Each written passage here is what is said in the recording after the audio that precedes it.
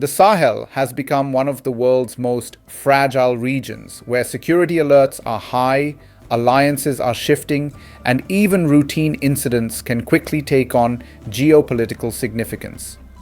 In this video, you will see how a seemingly technical aviation emergency involving Nigeria and Burkina Faso briefly threatened to inflame regional tensions before being diffused through urgent diplomacy.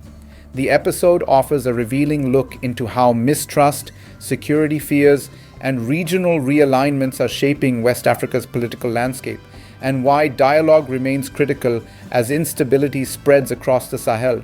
The incident began on December 8, 2025, when a Nigerian Air Force C-130 Hercules transport aircraft was flying from Lagos to Portugal for scheduled maintenance.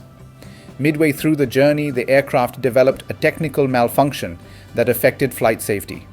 Faced with limited options, the crew followed standard international aviation safety procedures and diverted to the closest viable airport, which was Bobo-Dioulasso Airport in western Burkina Faso. On board were 11 Nigerian personnel, including 2 pilots and 9 passengers, all operating under routine military logistics protocols. From Nigeria's perspective, the emergency landing was a straightforward safety decision consistent with global aviation norms, which prioritize the preservation of life over airspace formalities during mechanical faults. Nigerian officials later emphasized that such diversions are common worldwide when aircraft encounter in-flight technical problems, especially for heavy transport planes operating long-distance routes. However, the landing occurred against an unusually sensitive security backdrop. Burkina Faso, along with Mali and Niger, is part of the Alliance of Sahel States, a confederation formed initially as a mutual defense pact in 2023 and later expanded to include economic and political coordination.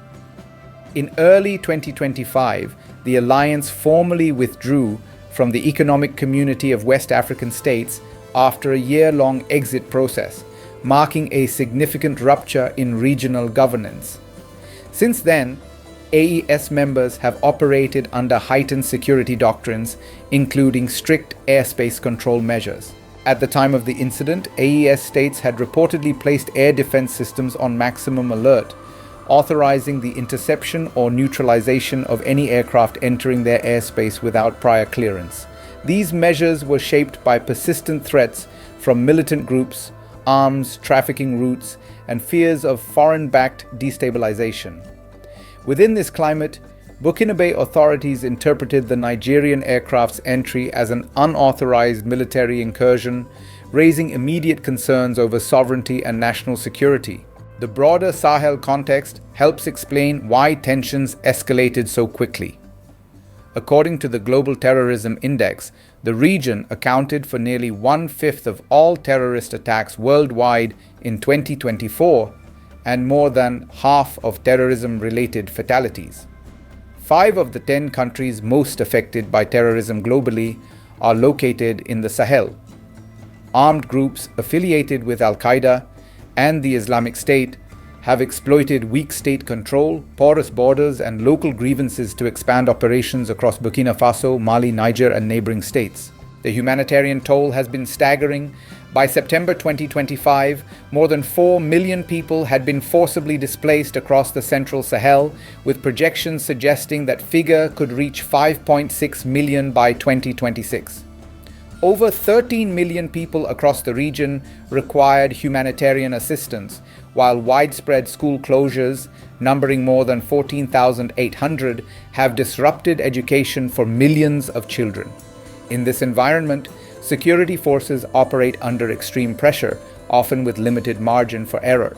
Against this backdrop, Burkina Faso detained the Nigerian aircraft and its 11 personnel for over a week, while authorities assessed the situation.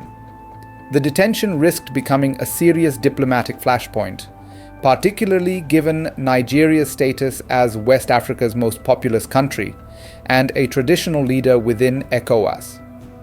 Nigeria also maintains extensive military cooperation across the region, including counter-terrorism operations against Boko Haram and Islamic State West Africa Province through mechanisms such as the Multinational Joint Task Force. Recent events further heightened sensitivities. Only weeks earlier, a coup attempt in neighboring Benin had been thwarted, with Nigerian forces reportedly providing air support. Such developments reinforced regional anxieties about military movements and cross-border operations, making any unplanned aircraft activity especially alarming. Recognizing the potential for escalation, Nigerian President Bola Ahmed Tinubu ordered an immediate diplomatic intervention. A high-level delegation was dispatched to Ouagadougou, led by Nigeria's Minister of Foreign Affairs, Ambassador Yusuf Maitama Tugar. The delegation included senior officials from the Ministries of Foreign Affairs and Defense, as well as top representatives from Nigerian Air Force headquarters, signaling the seriousness with which Abuja viewed the situation.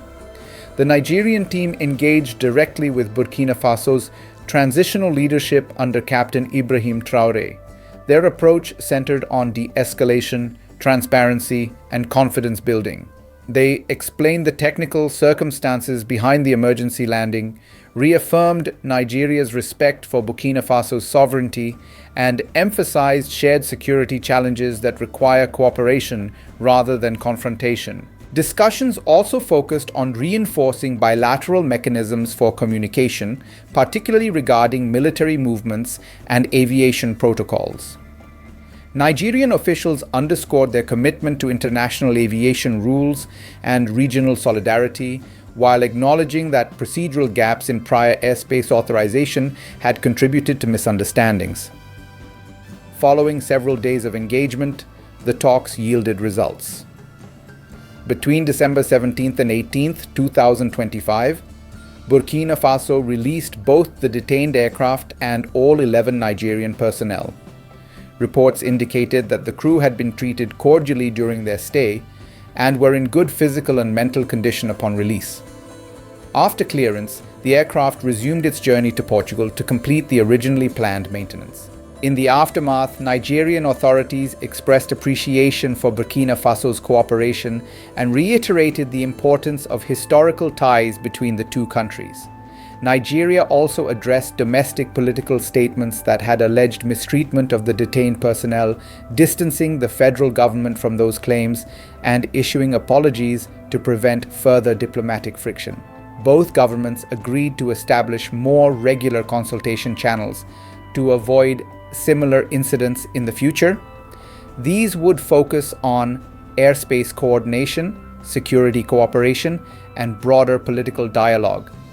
Analysts noted that Nigeria's handling of the situation reflected a deliberate strategy of restraint and trust building, particularly important in a region where miscalculations can quickly spiral into wider conflict.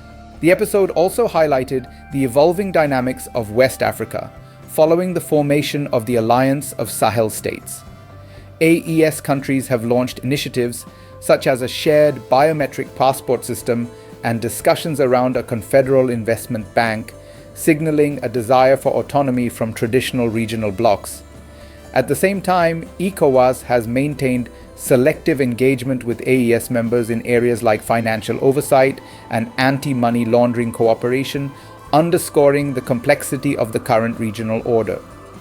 Ultimately, the resolution of the Nigeria-Burkina Faso incident reinforced the enduring value of diplomacy in a volatile environment.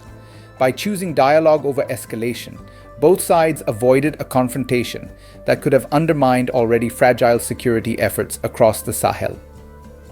As extremist violence continues to claim thousands of lives each year, the episode serves as a reminder that cooperation, however strained, remains essential for regional stability.